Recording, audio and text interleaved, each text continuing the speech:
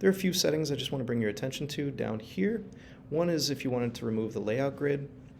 Another is if you want to change maybe the outline. So if you go into visual style, you can select something like, to get rid of those hidden lines so you don't see all the parts and how they're stacked.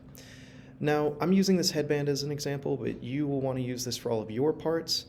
What we need to do next is convert all of our bodies. So if you go into here and you click the top to the bottom of your bodies, that'll be this entire row is highlighted.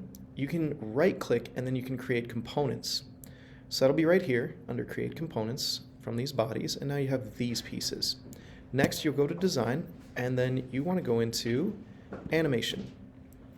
The animation section is a really useful section where, let's say you want to just bring it out a few seconds and you want to show somebody, again, how this thing is going to move or how it's going to be assembled. We're going to shift click.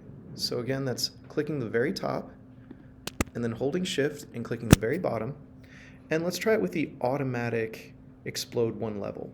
So we're going to go in here, we're going to see how it explodes. Sure enough, it explodes, but not really in an ideal way. I don't particularly find this of use because I'm losing components where I want them. But, for the sake of it, let's just say that that's the beginning stages. And we'll say it's okay.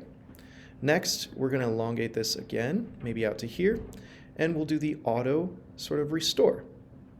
So this is where it'll all come back. And next you press play and you just test it, and sure enough it accordions back and forth, and it does help us to at least see those underlying components. Once you go to export, you can export this or take screenshots of how it's exploding. You can also use this timeline to just cycle through it if there's a particular shot you like, something like this, for example, in order to complete your journal. I want to have step-by-step stages for this part.